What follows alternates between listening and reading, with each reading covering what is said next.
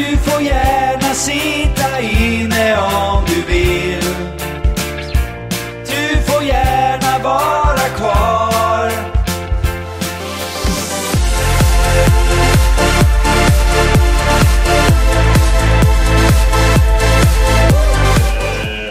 Det är jättekul att vara här och kan vi ta en till applåd för arrangörerna?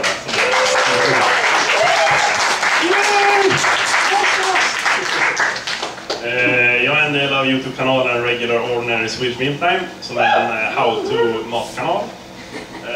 Och vi är 4 killar till där. Det är Niklas Odén som kanske kommer nu sen, och så Jessica Engdahl, Anders Söderman och Tom Brännström. Och vi har hållit på med vår kanal sedan början på 2011. Började som typ en parodi på Epic Mealtime fast med mer våld och majonnäs.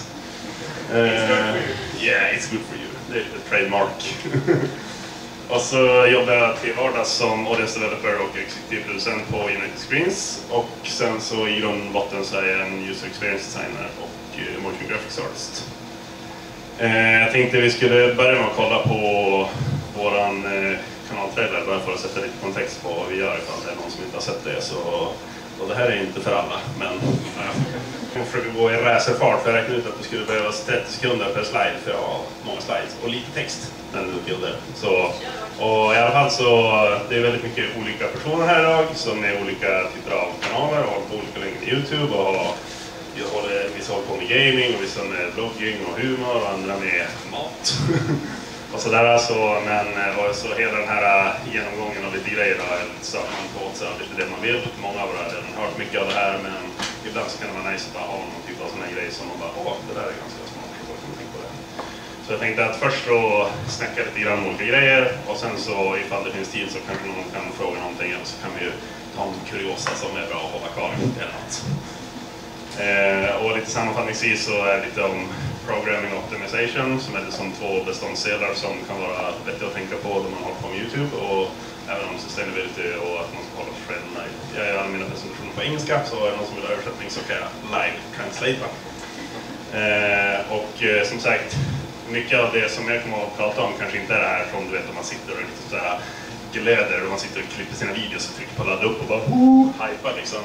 Men det kanske är lite mer så att tänka liksom, vad gör jag på YouTube och hur kan jag liksom kanske vara ännu bättre med kanske mina videos, kommunicera med mina fans, vara interaktiv och involverad och ha en allmänt god närvaro på plattformen. Och jag tänkte, bara för att sätta lite spin på det nu i början också, så tänkte jag visa typ den första videon som jag gjorde tillsammans med några av mina klasskamrater när jag läste mitt andra år på universitetet 2009. Och då läste vi en kurs som hette digitalt entreprenörskap. Och då skulle man bland annat, framtidens digitala mediesamhälle hette kursen. Så. Och då var det i alla fall, där hade vi en liten uppgift där vi skulle försöka göra en YouTube-video som skulle få så mycket visningar som vi hade på en vecka på typ en tom kanal. Så mycket av det vi gjorde gick ut på att kanske försöka få folk att vara väldigt engagerade och dela mycket på kort tid och liksom vad var det för beståndsdelar man tänkte på för att liksom lyckas med det. Och det här var ju på tiden som Martin nämnde om liksom då kanalerna såg väldigt annorlunda ut. De var liksom top most viewed in, inte vet jag, Hörnävegatan. Så att det fanns väldigt så här mycket små beståndsdelar på liksom vad som var success på plattformen. Allting var väldigt klickorienterat till skillnad från att som i dagsläget nu är det mycket watch time. Så jag ska starta.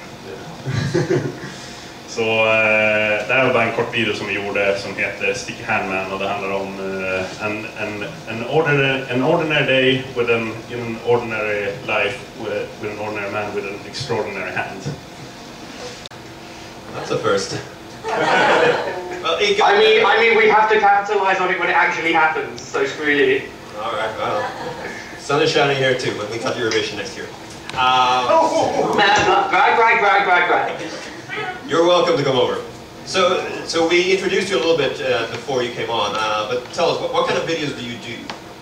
I occupy the niche on YouTube that is incredibly unpopular and is social and political commentary and debates, specifically about the UK, but I also do generally kind of political videos that touch on world events and stuff like that, and also When Tumblr talks about interesting stuff, I'll bring that into my space and talk about it with my viewers.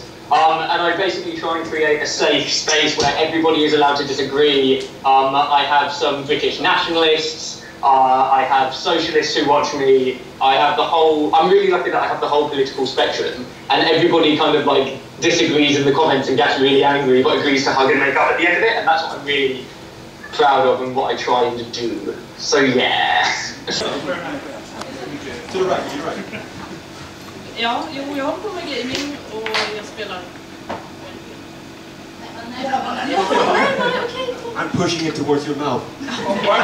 Oj! Jag spelar för det mesta Sims och Minecraft, lite Fortnite på. Ja. Jag har 2 kanaler, en är jag delägare i och en jag har själv. DOD Gaming och sen min 16-kanal. Det är mycket Minecraft blir det. På min egen kanal blir det mycket moddat Minecraft och på DD Gaming Minecraft, vad heter det? GTA. Försöker jag göra lite, eller gjorde förut lite så här tutorials hur man kan göra typ intron kanske och redigera film och sånt. Gött. Jag har en gamingkanal med min vän Danny. Och sen har jag även en kanal där vi dubbar saker till skånska som heter Skånska Duktiga. Jag spelar Minecraft, indiespel och The Sims och GTA och allt jag kommer över helt enkelt. Jag spelar som de Minecraft, Sims och massor med andra sådana roliga spel.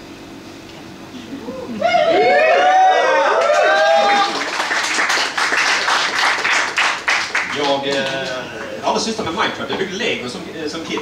Jag har en massa Lego. Jag har aldrig vågat göra gameplay just för att jag vet inte om jag får. Tänk om jag lägger ner 2 timmar och så bara säger YouTube bannad, you're out. Alltså förutom Minecraft, vad är det man får lägga upp som inte är något problem överhuvudtaget? Jag har hållit på 3 år med DOD Gaming. Vi har i början varit tvungna att skicka iväg och få helt enkelt licens kan man säga från utvecklarna för att lägga upp det. För att de märker YouTube-robotarna att nej, men det här har ju musik eller det här har menyer som används någon annanstans som någon annan har claimat och då får inte du ha det. Så då fick vi liksom bevisa att vi fick ha, lägga upp det längre. Nu är det inte så mycket längre. Kanske för att vi möts i nätverk. Jag vet inte. Men jag lägger upp det mesta. Det är många japanska utvecklare som säger nej. Konami säger totalt nej. Nintendo hatar YouTube. Så det finns lite sånt. Så jag kan, även ifall jag vill så kan jag inte promota Nintendo-spel om jag vill visa upp att det här är ett skitkul spel. Så det får jag inte. De vill inte det. Så det är dumt. Men det mesta verkar gå helt okej faktiskt. Min Ice Climber gameplay kommer aldrig se dagens ljus. Du nämnde några stycken. Vad får man absolut inte göra? Nintendo är no-no. Något annat? Är det bara jag som pratar här? Vad man inte får göra. Spelutvecklare, de flesta vill kanske inte, om de inte tycker att det själva är roligt, men att man lägger upp buggar som visar hur dåligt spelet är. Det finns många amerikanska YouTubers. Total Biscuit har ju lagt upp videos där han visat att spelet är skitdåligt. Han har sagt sin åsikt om spelet. Den claimar de. Det fick jag inte lägga upp. Det finns de som lägger upp buggar i till exempel GTA har det funnits 5, tror jag. Jag vet inte ifall de är så strikta nu längre, men lite sånt. Alltså när man visar att spelet är trasigt eller att man använder typ rasistiska ord för att visa spelet eller bara något sånt liksom. Vanliga YouTube-grejer, att man inte får göra det. Behöver man vara bra på spelet för att bli framgångsrik gamer? Jag spelar sedan jag var 2 år gammal och är 30 nu och man behöver absolut inte vara bra för att kunna lyckas. Det är nästan en fördel tror jag att vara dålig om man inte vill visa liksom, att hur bra man är på att skjuta headshots i CS eller vad det kan vara. Annars så är det en fördel att vara dålig för att då känner tittarna att fan vad bra vi är som kan sitta och rätta hela tiden. Det är vad mina kommentarer handlar om ofta. Och sen så, jag lägger ofta upp massor med The Sims 4 speedbuilds på hus. Och där är det en fördel att vara bra. Där struntar de i vad jag säger, där vill de bara se huset jag bygger. Så det beror på vilket spel och vad man siktar på. Men om man tittar på alltså hela gaming-communityt, det är ju ett eget litet sub-community kan man säga. Både inom och utanför YouTube.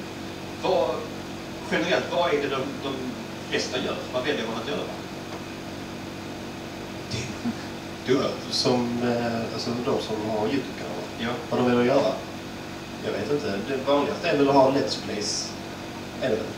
Och köra liksom, titta när jag spelar spelet. Så här är det när jag spelar. Det är nog det allra vanligaste att köra. Men man pratar väl samtidigt alltså? Jo, såklart. Någon form av utåtriktad... Ja, absolut. Men det, ja, den formen av... Du vill till ja, det vill jag säga. Den formen av YouTube-gaming kan vara väldigt dåligt också i och med att alla gör det. Man står inte ut från mängder. Man måste göra unikt innehåll för att kunna lyckas inom gaming nu för tiden, 2015. Så det... till exempel Minecraft, vanliga Minecraft Let's Plays håller på att dö ut nu. För att alla har sett det den. Alla vet hur man hugger träd, hur man bygger sitt första fula fyrkantiga hus och så vidare. Så man måste vara jävligt unik nu för tiden. Sen vet jag Figgen som säger att man kanske inte behöver vara så bra på spel. Det stämmer faktiskt. Man kan vara skitdålig på spel, men är man en bra underhållare, då gör det ingenting.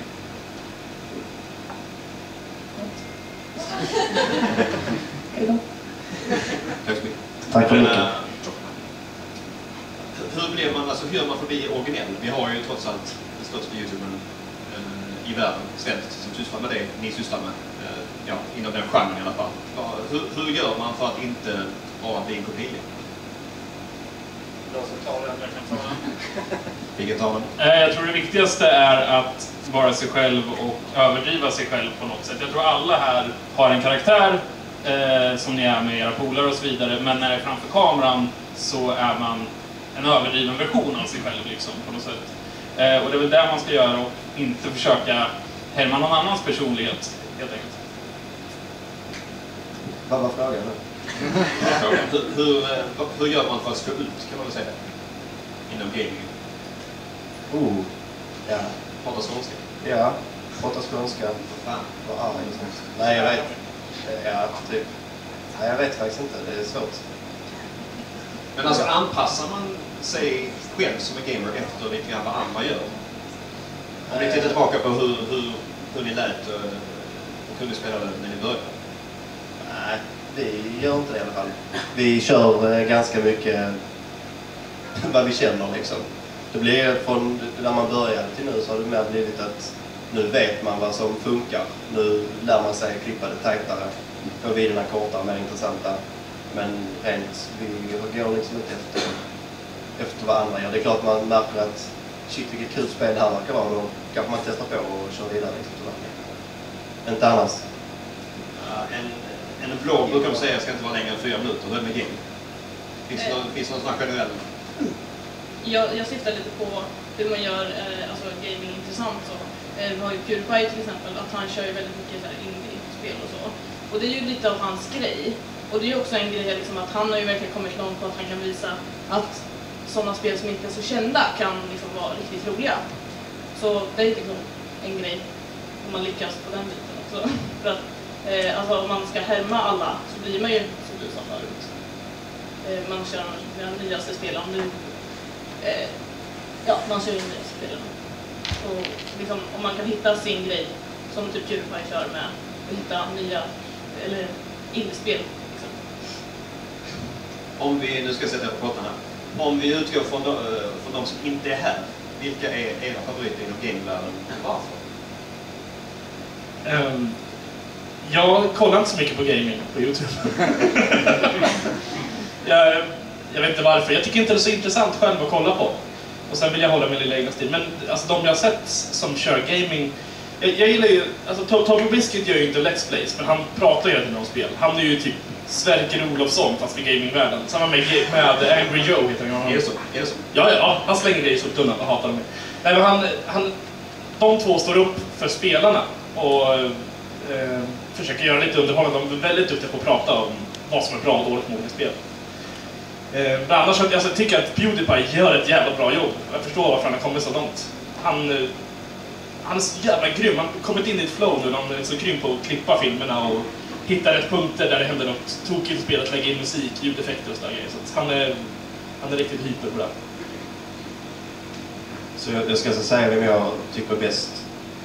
Eller? Ja, vem jag tittar på. Vem du gillar. Ja, vem du gillar. Alltså, jag gillar Spazzy, kan jag gilla. Inte för att jag spelar ju inte spelet han spelar. Vad heter det? LOL. Men sättet han klipper på. Han är väldigt tight klippning. intensivt. Man märker att det tar många timmar att lägga in text, bilder som man frilägger. Mycket, jag kan uppskatta mycket det arbetet från YouTubers. Att klippa det tajt och lägga mycket jobb i redigeringen. Så Spazien och en britt som heter Bajs som också gör bra grejer. Roligt skratt. Jag ser väl Tutor Biscuit också, och det är på grund av att han konsumentupplysare egentligen och berättar om bra spel och dåliga spel, och sen ska man köpa spelen om man håller med eller tycker att det verkar bra. Jag kollar sällan på gamingvideos, så när jag väl kollar så är det Nerdcube som gäller. Bara för att jag tycker det är underhållande videos han gör och underhållande spel. Ofta så hittar jag mina spel via hans videos för att han är en sån som är väldigt snabb på att så fort ett spel kommer ut så verkar det intressant, gör en video på det. Så jag gillar hans kanal, men också om man inte kollar på Let's Play utan bara spel generellt och om videos som handlar om spel så gillar jag PixelPie för att det är liksom en grupp med YouTubers som alltså en samling med YouTubers som från olika håll pratar om olika saker. Och jag gillar själva nyhetsdelarna och typ så här, liksom, de har ju liksom oktober, vilket är Pokémon-oktober, vilket också så här, det är så roliga små grejer som bara kan fylla ens månad bara för att de bara pratar om Pokémon en hel månad. Man kan liksom inte bli trött på det, man bara väntar nästa år och bara, ja, ännu mer på oktober. Så att det blir liksom som en liten familj där, för att kanalen är så liten, vilket jag tycker den inte borde vara, den borde liksom.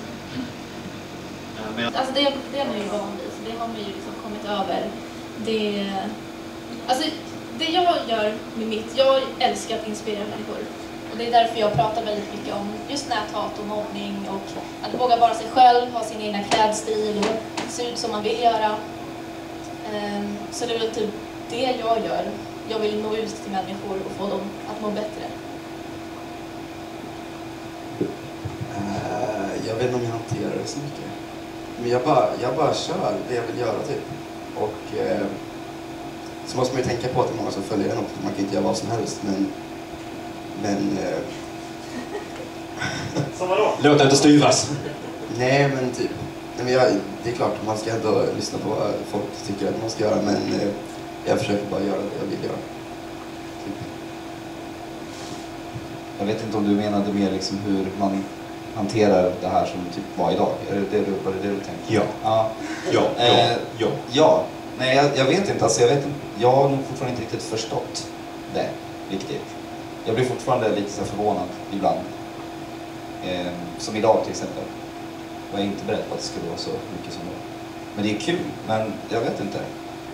Jag vet inte om man någonsin lär sig att hantera det riktigt så. Eller jag vet inte om jag kommer göra det.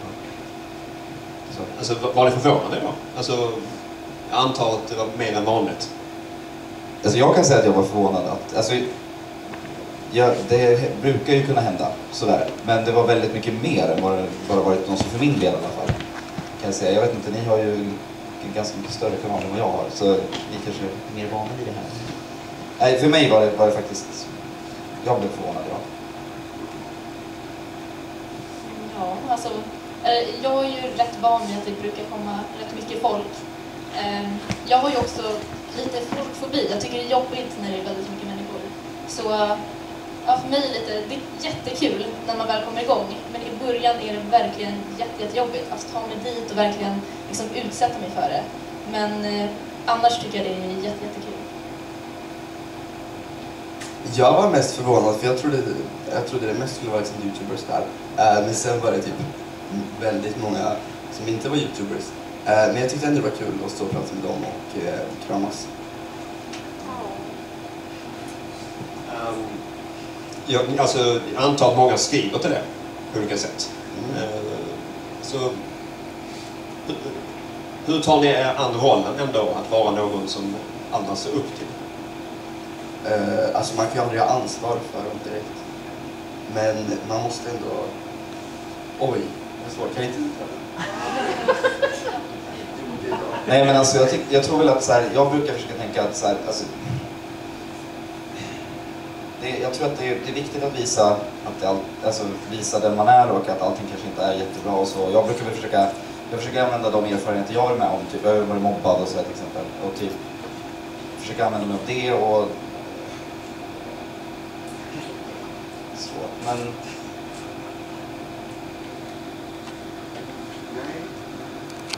vad skriver folk till? Allt möjligt. Alltså det är... nu har det faktiskt lugnat ner sig. Det var mer i början när jag började. Då fick jag väldigt mycket så här. Folk berättade, alltså människor som inte mår bra, alltså folk som har haft det väldigt jobbigt som skrev och ville bara berätta kanske för någon. Men det var en gång, det var sjukt, jag hade tänkt göra en video om just mobbning och bad folk mejla mig och det var helt sjukt. Jag fick så jäkla mycket mejl. Så att, och jag läste många av dem, men jag var tvungen att sluta läsa så det gick inte. Alltså jag blev så sjukt ledsen och fruktansvärt att folk det får gå igenom.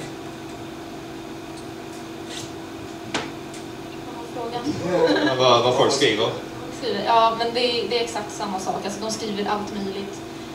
I och med att jag just pratar väldigt mycket om mobbning, om näthat och kämpar väldigt mycket för det, så får jag också väldigt mycket mejl om just sånt. Och alltså, ibland kan det gå lite för långt. Jag har ju liksom fått mejl från folk där de säger att de ska ta livet av sig om inte jag svarar dem.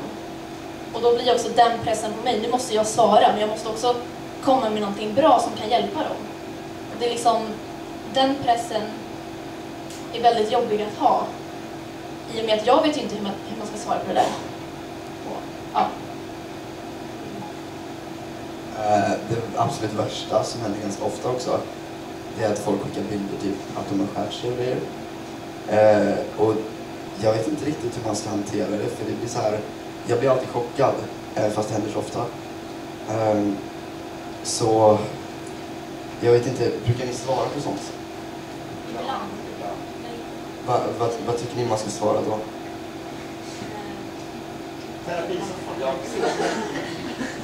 Nej, men jag brukar liksom försöka få dem att liksom söka hjälp eller liksom försöka hitta någon i sin närhet, typ en vuxen, någon de litar på som de kan. Alltså jag brukar, om jag svarar på sånt så brukar jag skriva det. Det är svårt för mig och jag kanske hjälpa just dig på det sättet, men att försöka ta kontakt med en vuxen du litar på eller något, och jag har ibland skickat länkar och sådär till och beroende på vad det handlar om. Ja, så. Men jag vill ändå poängtera också att man får ju väldigt mycket positivt mejl också. Alltså det känns väldigt deppigt där. Man får ju väldigt mycket sånt också. Det är ju skitkul med folk som säger att man har hjälpt dem på olika sätt. Det kan man inte glömma bort. Vi pratade tidigare med Jazza med om att alltså, på YouTube man får väldigt mycket makt. Eller man sätts i en roll där man får mycket makt. Hur hanterar man det? Men jag är ändå liksom snart 36, jag borde ha koll på sånt här, men jag känner ändå att du är ju redan vant. Det var ingen fråga, Påstå. Vad var frågan?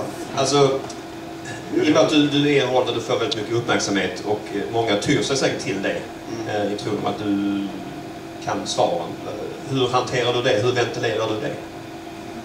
Oj, jag vet inte om man lär sig hantera det. Ringer Johannes. Ja, nej men, ja. Jag vet inte. Makt, hur menar du makt? Att jag kan... Ja, men i och med att det är väldigt många som tittar på er, ja.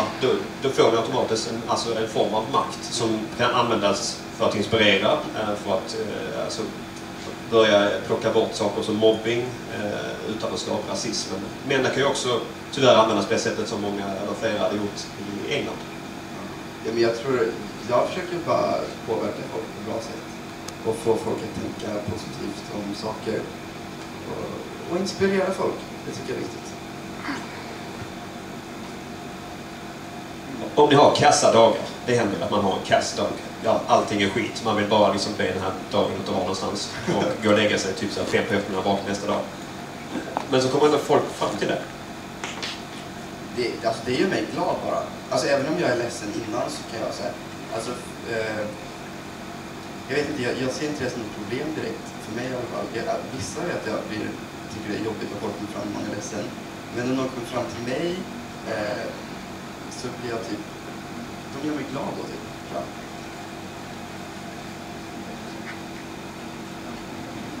Nej, men jag kan känna att, precis som Manfred säger, att jag också tycker det är väldigt kul när folk kommer fram. Men ofta är det ju folk som inte kommer fram utan de står och stirrar och framförallt det här med smygfotande. Liksom där. Och det suger på sådana dagar. Ännu mer, vanligtvis. Samtidigt som jag kan känna ibland också, om jag har en sån dag, att jag känner väldigt stor press på mig då. Att så här, för att om det är första gången de träffar mig så har ju de en bild av hur jag är. Och då kanske jag inte är så som jag är på YouTube. Och det kan ju vara ganska jobbigt att leva upp till det ibland då. Men jag tycker ändå, precis som man vill säga, att jag blir ändå glad av det. Så jag, ja, hellre att folk kommer fram då än att stå och stirra.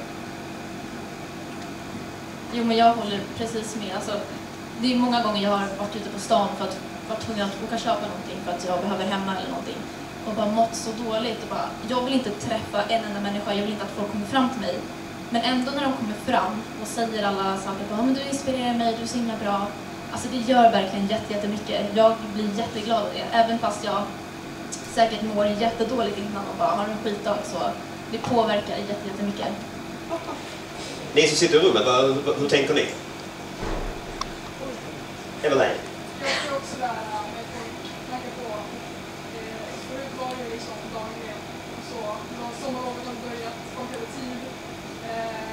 Så de ringde på telefonen, det svarar inte. Sen började de ringa och störa alla grannar hos dem. Så de kommer upp ner på brev och så känns alltså, man blir rädd att det ska proppas ner en smällare till brevlådan. Vi har ju som en regel att man öppnar inte, man svarar inte om de är hemma hos oss. De är ute, helt okej.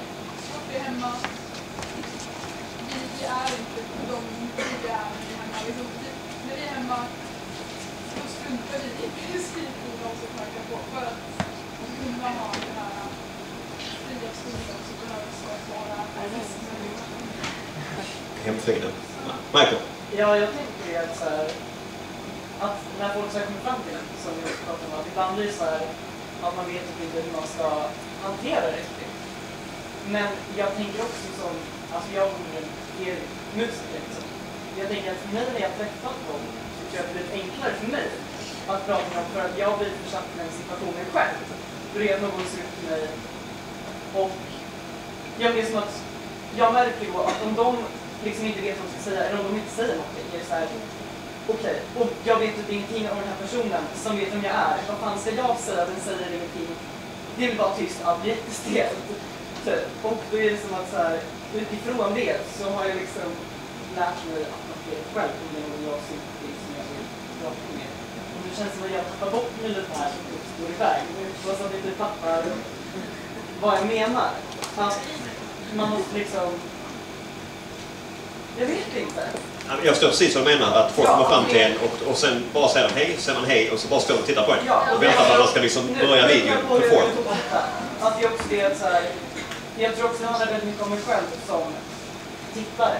Som hur man går fram till exempel någon av er och liksom hälsar. Om man redan, jag beundrar dig så himla mycket och jag ser upp till dig så otroligt mycket och de berättar inte om sig själva. Då blir det gärna så mycket svårare att föra en konversation. När de redan utgår från att man inte står på samma nivå. Typ. Och då blir det så här, ja, man vet inte hur man ska hantera det. Som jag var med Manfred i Karlstad så var jag så nästan började gråta liksom och träffa mig. Och jag så här, vad fan ska jag göra? Vad är den rimliga reaktionen när någon börjar gråta över ens närvaro liksom? Sa du det? Nej, jag kan inte säga det för det är så här, vad gör man? Kram. Vad ger de med kram? En lång kram. Ja, jag tänkte bara fortsätta på det. Jag har ju turen att eftersom jag har så ung publik, alltså ofta kan det komma fram lite små dagar när 26 år kommer fram. Och det är så mycket enklare om de står i tysta att föra en konversation, tycker jag, med dem än med någon jämnårig. För om någon som är 20 kommer fram till mig, vad frågar jag den från? Vad jobbar du med här? Eller liksom, vad ska vi prata om? Medan är det ett barn? Det kan vara vad som helst liksom. Och de bara babblar på och det är liksom, det är så spännande. Det är typ. Alla träffade de här 3 kidsen var ungefär lika höga. Bea, vad är du? Kom fram. Ja, de var ju helt. De där. Mer? Way down in the corner. Ja, det här med smygfotning. Smygfotning? Det här med smygfotning. Det är en sak som jag tror att de flesta tycker är skit. Alltså det är verkligen skitjobbigt. Hur hanterar ni det? Vågar ni liksom gå fram till den personen eller vågar ni kommentera ens bilder eller? Noah går fram, det vet jag. I've seen it. Då är det frågan. Hur hanterar ni smygfotning? Går ni fram eller? Alltså om jag ser att någon smygfotar mig, då går jag faktiskt fram och säger hej, vill du ta en bild? Ja, och sen så säger de väl ja eller nej. Och, ja, till den. Men ofta så märker man ju inte det. Man ser ju det bilden på internet sen att ja, okej, där är jag. Liksom. Det känns lite läskigt att man vet inte att de har tagit bilder. De har ju varit där, men man har ju själv inte fattat det. Liksom. Annars brukar jag, typ, när jag ser bilder på internet så skriver jag ja, men kom fram nästa gång, jag är inte farlig. Jag vet inte om jag hanterar det så bra. De bilder som jag märker att folk smygfotar mig så ser jag jävligt sur ut. För att jag är jävligt sur över att jag smygfotar. Men jag kanske ska börja som du. Jag vet att Joel från Coolio har det också. Han går också. Jocke brukar alltid skicka en screenshot då. Att typ skriva någonting lite argt. Ja, väldigt arga emojis. Jag vet inte, jag brukar bara låta det vara typ och inte heller, ifall det ligger på Instagram brukar jag inte gilla det heller. Det kanske är dumt, men jag vill inte, liksom, jag gillar det gärna ifall de har gått fram till mig och pratat med mig. Men de har liksom stått och smygfotat mig, vilket känns ganska obekvämt, så då vill jag inte uppmuntra smygfotning. Vad tycker ni om det som kallar det fankonto som tar era bilder och lägger upp? Ja, jag tycker bara det är kul. Jag tycker bara det är roligt, för det betyder att man uppskattar det jag gör och liksom lägger ner massor med tid. Det finns fankonton som lägger upp så att 10 bilder per dag. Och alltså, de lägger ner hur mycket tid som helst på det och jag tycker bara det är askul. Jag tycker också det är jättekul. Jag har till och med en fanpage som har blivit känd för att hon är min fanpage. Så hon har också sina små fans. Det är lite kul. Nej, men jag tycker det är bara kul så länge de skriver positiva saker. Så. Det vet jag inte. Jag har ingen aning. Conrad. Det är väl när man får folk att skratta och bli glada, ska jag säga. Tittare och de man vill svara folk. Om man inte liksom hänger ut folk, man skrattar på folk. Man gör roliga situationer. Folk tycker det är kul att se. Hur elak kan man vara? Alltså man kan ju vara elak på plats här, men inte... Alltså efteråt man klarat sig. Så inte att man tar illa upp på lång sikt. Sen finns det väl känsliga personer liksom, alltid. Om man liksom sitter med, jag har en liten cykelplinga och plinga bakom någon. Prata högre. Va? Vad fan säger? Nej, alltså vad var frågan? Konrad kan säga om det jag sa och utveckla. Hur elak kan man vara? Nej, men alltså jag tror att man kan vara, eller man kan inte göra folk sura, alltså i allmänhet tänker jag. Men alltså bara man är schysst efteråt och förklarar vad man gör och de är fine med det, så kommer vi inte använda det. Alltså vi använder ju inte material ifall de inte vill vara med. Så att, men man ska vara schysst, alltså man kan ju inte utsätta någon för fara eller alltså så att ja, de tar illa av sig liksom, på lång sikt. Jag tänkte bara, så då, ni pratar alltså med varandra en efter att ni har prankat dem eller vad man säger? Ja, ifall de är i centrum, absolut. Så även de som blir förbannade på klippen så ni fortsätter oss sen? Det beror på ifall de är censurerade eller inte, men det finns sådana fall. Ja. När har ett prank gått snett? Alltså just pranken? Ja, men det är typ det senaste. Det är oftast de töntiga grejerna. Typ så här, vi gick omkring min ringklocka och då folk ville inte vara med. Vi gick och plingade bakom folk och låtsades att vi har en cykel. Och sen när de kollar bak, så bak. Ta bort material. Ja, och folk flippar på de mest konstiga grejerna. Så det går aldrig att veta liksom. Det är verkligen så här. De töntigaste grejerna blir oftast mest jidder på, typ. Sen så filmade vi en grej med Keyyo i Gamla stan. Så det är så här, för att vi bytte ut ett foto. Vi hade fotat Keyyo i bakgrunden som ett spöke. Sen så bad vi folk fota oss på exakt samma ställe igen. Så bytte vi bild och så visade vi upp det. Och sen så var vi utanför en guldsmedsaffär och det visste vi inte om. Så då kom det 2 polisbilar och tyckte att vi var skumma där. Och så de tryckte upp oss mot väggen och kollade upp vilka vi var. Så att det händer bara konstiga grejer när vi är ute och filmar. 3 gånger? 3 gånger har vi fått poliser på oss. Yeah! Vad har det lett till? Ingenting, nej. Yeah! Idéer till pranks, vad hittar ni då? Alltså det är vanliga konstiga situationer som Ola och jag upplever på stan eller grejer som vi tycker är roliga eller awkward. Sen finns det mycket på internet och sen får vi mycket tips från våra tittare så att det är underbart. Hur startade, alltså var kom kanalen ifrån? Alltså ni började typ förra våren. Ja. Ni är ju liksom första gången ni är på Första april som ett aprilshow förra året. Jag vet inte, Konrad, vi satt och kollade på en snubbe som heter Laf som är en amerikansk youtuber som gör, eller han gjorde så här awkward grejer på universitet. Så vi började med att göra hans pranks liksom. Och båda två har så här bakgrund i film och tv så jag vet inte, tyckte vi hade liksom, vi var tvungna att fixa en sån här mygga och lånade det och Konrads kollegor och så. Och sen så bara körde vi på. Så hur det startade var bara att vi tyckte det var en kul grej i början. Alltså, man måste vara funtad på ett visst sätt för att göra vissa saker ni gör. Man måste, alltså så här, vi har ju utvecklats också. Alltså så här, att så här, awkward situationer liksom så här. Vi båda två, Konrad tyckte det var, han har sagt till mig, han tyckte det var jobbigt liksom att fråga om ett glas vatten på en restaurang när han var yngre liksom nästan. Och jag var ju likadan typ så här. Så man måste ju liksom så här pusha sina egna gränser också.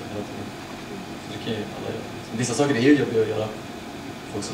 Ja, men så sämsta backlash jag fått av någon som verkligen inte har så här killat av mig. Alltså typ när det har killat någon och de verkligen har så här. Om någon har flippat så var det. Alltså, ja, vi tappade men det är återigen, det är de töntiga grejerna som man får mest skit för. Det är typ så här, vi tappade 100-lappar bakom folk och bara, ursäkta, är din 100-lapp? Och han bara, nej det är inte min, och så gick han vidare och jag bara, det var ingen bra grej. Så jag berättade inte ens för honom, vi ska inte ens använda det. Sen kommer han tillbaka efter typ 20 minuter och puttar ner mig på en bänk och skriker att vi ska ta bort materialet och lalala. Så, ja, sånt händer ibland. Ge mig min 100. Ja men typ. Eller ska vi köra Niklas först?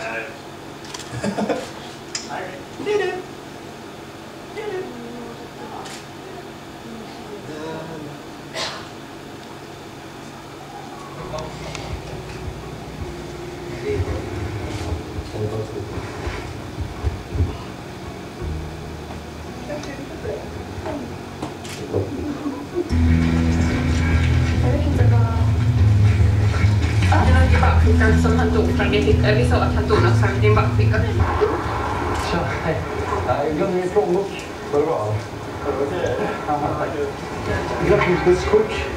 Kommer något med?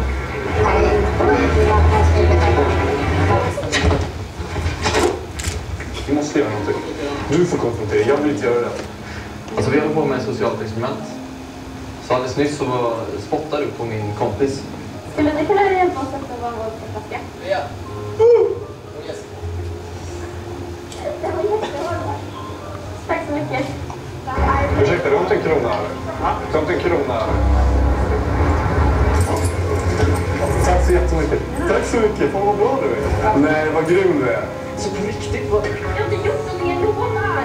Han som kollar på mig. Men det spelar ingen roll. Vad är skillnaden mellan ett prank och ett socialt experiment? Socialt experiment kanske har mer ett, ofta något budskap som man vill förmedla. Man vill påverka på något sätt till de som ser det. Lite mer än en prank som bara är underhållande, tror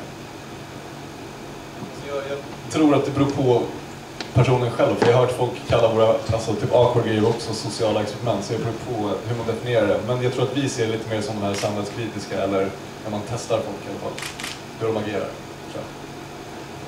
Tänker ni ofta på inför alltså den här typen av filmning vad diskussionen kan komma handla om i efterhand? Alltså, det är lite olika liksom.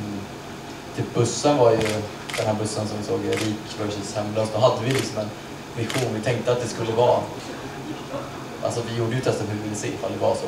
Jag trodde nog att det skulle vara så också. Så då hade vi liksom en mening innan på hur vi tänkte att det skulle bli. Agenda liksom. Ja, men om klippet inte skulle bli, om det inte skulle vara så, om det skulle vara tvärtom, skulle vi kanske inte, om det inte var något intressant alls så skulle vi kanske inte släppa, eller om det var tvärtom så kanske vi skulle släppa det liksom. Men ibland så gör vi bara grejer för att testa vad som händer. Och jag vet inte, vissa klipp, vi måste tänka efter. Vi har gjort experiment som liksom bara visat på att folk agerar olika, jag vet inte vad kan det vara. För många av experimenten är så här, ja, typ nästan ingen agerar liksom, eller många är fel, men vi har vissa experiment fan kommer inte på vilket. Vi har några experiment där liksom resultatet har blivit väldigt splittrat.